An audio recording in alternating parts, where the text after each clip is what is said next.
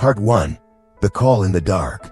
Rain fell in long, thin strands, like needles piercing into the pitch-black ground of a damp, chilly autumn night. As the clock's hands slowly crept past the number 2, the entire town was sunk in heavy slumber. On Emily's porch, a small figure suddenly appeared, a North American raccoon, soaked from head to tail, standing upright as if it had been waiting there for a very long time. The sickly yellow glow of the streetlight spilled across its thick, messy fur, making the raindrops shimmer like fragments of shattered glass clinging to its body. At the animal's feet lay an old, worn-out rag doll. The once beige fabric had faded to a dull gray, with threads unraveling like open wounds. The yarn hair was clumped together in wet strands, and on the pale, stitched face, 2 round black eyes stared blankly toward the door. It looked like a forgotten children's toy from long ago. Yet here it was, lying in the rain, like a strange, unspoken message. The silence was so deep that Emily could hear the ticking of the clock in the living room. Then suddenly, a faint sound broke through, the scratch of claws brushing gently against the glass door. Not loud, not hurried, just enough to make anyone who heard it shiver. Emily froze, her heart beating faster. Why did it not leave? Why was it standing there, in the cold rain, its gaze locked on her?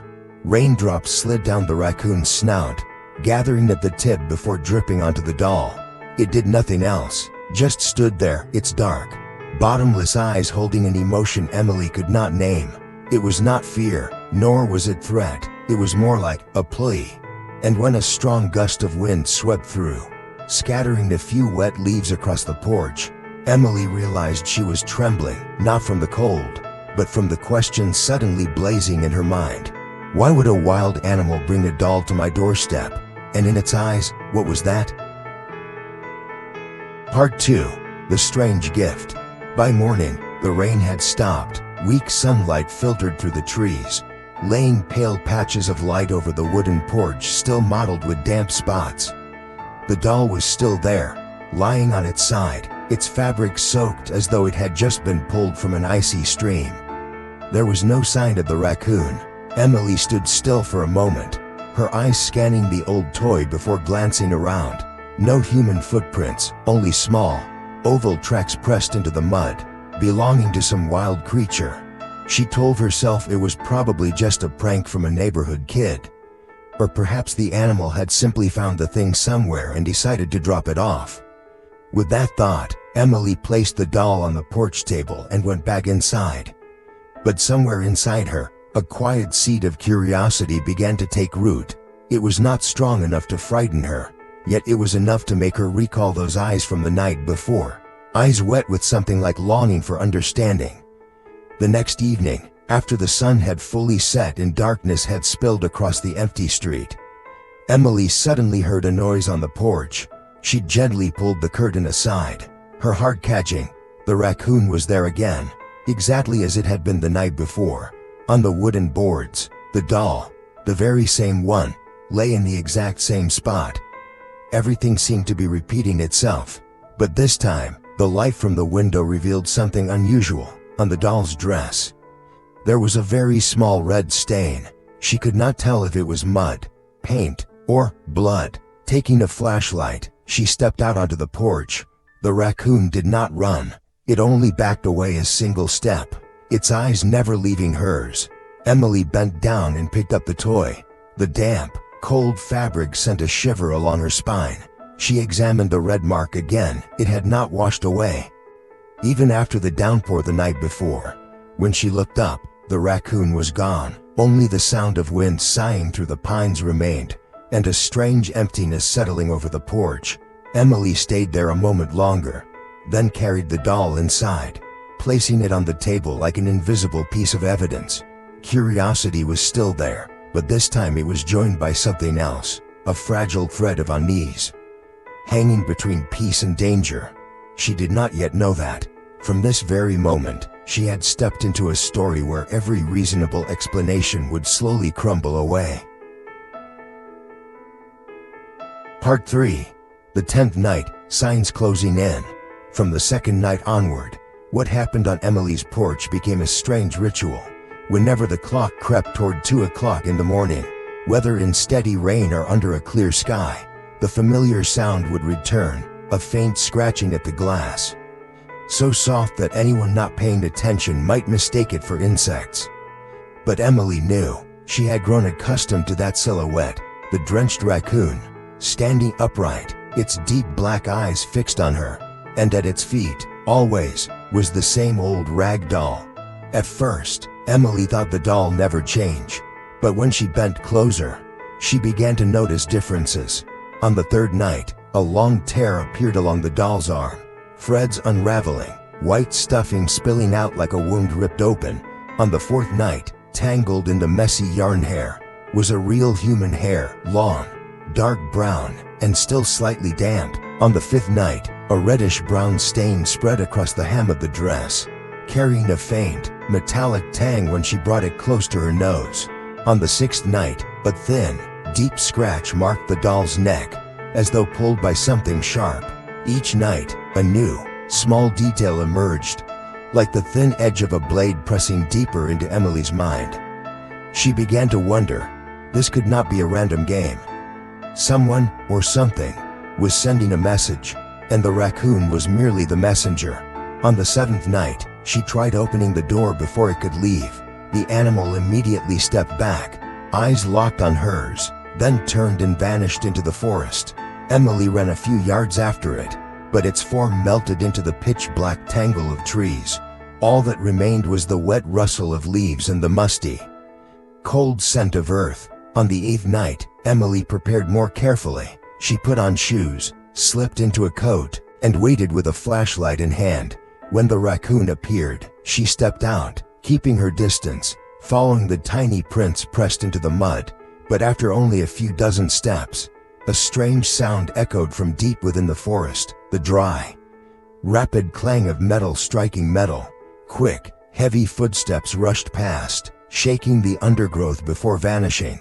They were not the raccoons, the sounds were heavier, longer, human. On the ninth night, Emily caught the sharp tang of rusted iron clinging to the doll, the exact scent she had noticed when she heard the metal sounds in the forest. Her hands trembled as she set the object down on the table. Curiosity was no longer a harmless mental puzzle, it had become an invisible weight, like a cold hand pushing her toward the dark. And then came the 10th night. The moon was hidden by clouds, and the wind hissed through the pines. When the familiar scratching sounded, Emily opened the door immediately, but the raccoon was not carrying the doll. It simply stood there, drenched, its gaze steady on her.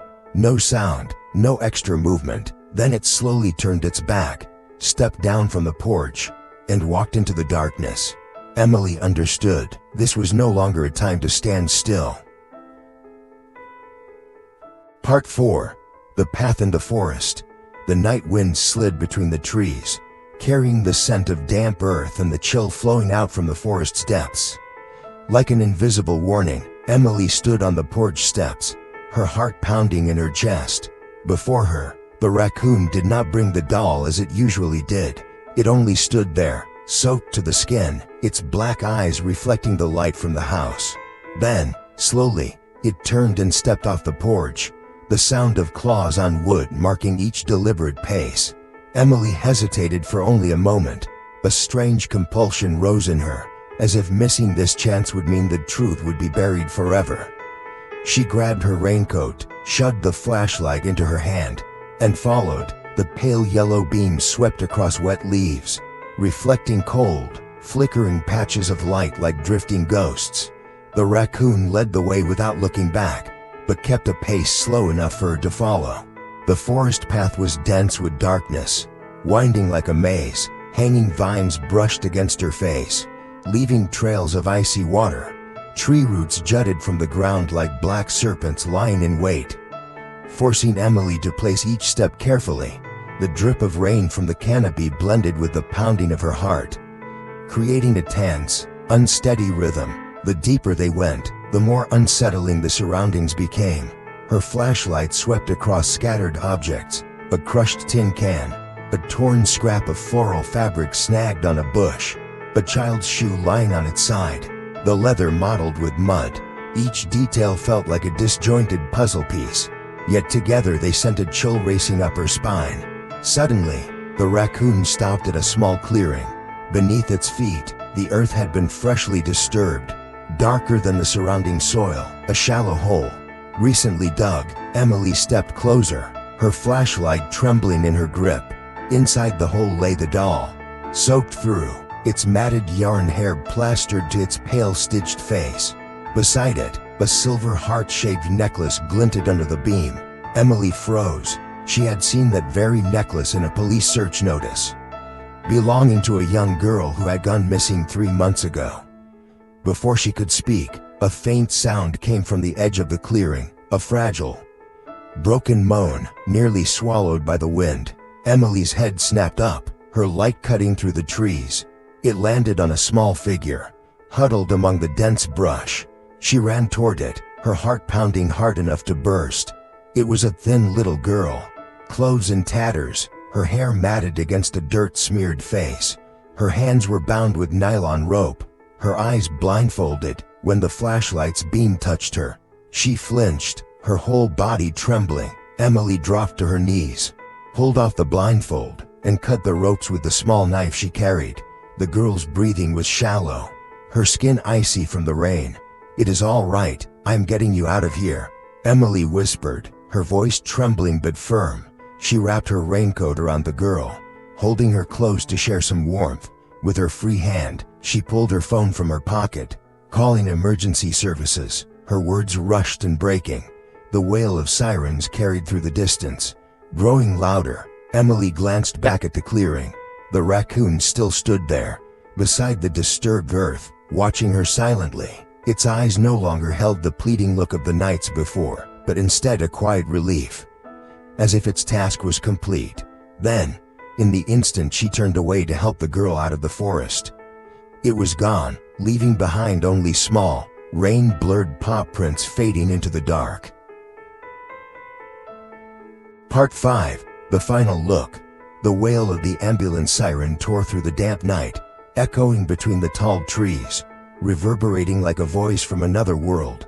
Flashing lights swept across the forest, casting wet trunks into sudden brightness before letting them sink back into shadow. Emily guided the little girl out of the winding path they had just taken, the child's tiny, ice-cold hands clinging tightly to her arm, as though it were the only rope left tying her to safety. Mud clung to their ankles, rain seeped through the thin raincoat, chilling to the bone, but Emily did not notice. Every sense remained taut, as if something was still unfinished. When the white glare of the rescue vehicle's lights engulfed them, the crew rushed forward immediately. A thick blanket was wrapped around the trembling child. A warm, steady voice offered reassurance. They gave a quick assessment, then moved her swiftly into the vehicle, ready to drive straight to the hospital. Emily stepped back, her hands hanging loosely at her sides, her breathing gradually slowing. The door shut with a dry thud, cutting across the whirlpool of emotions inside her. She lifted her head, almost unconsciously turning toward the forest, to the place where it had all begun. And there, in the fine slanting drizzle under the dim streetlight, it stood, the raccoon. The distance was just enough for Emily to see the wet outline of its fur, and the deep black eyes glowing like two tiny jewels in the dark. That gaze was unlike any animal's eyes she had ever seen, no longer urging her, no longer carrying the urgency of past nights. Now it was calm, profound, a look that pulled tight at her heart. Emily took one step forward. The creature did not move, did not leave. The night wind swept past, scattering droplets from its whiskers, glinting briefly before vanishing. She wanted to say something, a thank you, a farewell, or even a question, but her throat closed up. Between them, the sound of rain fell steadily, mingling with the scent of damp earth and the faint metallic trace still lingering from deep in the woods. They stood there, gazing at each other as if they understood everything without a single word. Then, without warning, the raccoon turned away. It walked off slowly, step by step, melting into the darkness. No rustle of leaves, no flutter of night birds, only a silent disappearance, like a pencil mark fading from paper. Emily remained still until there was nothing left but the black expanse of the forest. At her feet, a few small paw prints blurred in the rain, existing only for a few more seconds before being washed away. The feeling inside her was heavy as stone, yet filled with something she could not name: gratitude, confusion, and the sense of carrying a secret too great to share. On her way back to the house, the question still echoed in her mind. Light as breath yet persistent as the rain. How did it know, and why did it choose me? Part 6. When the Heart Learns to Listen. In the days that followed, the story of Emily finding the missing girl spread through the small town. Newspapers, television, words of thanks from the family, from the police. All of it came like a wave, and just as quickly ebbed away. But inside Emily, something refused to fade. The image of the raccoon standing in the rain, its eyes holding the whole night sky, and the patient silence that had guided her through the darkness.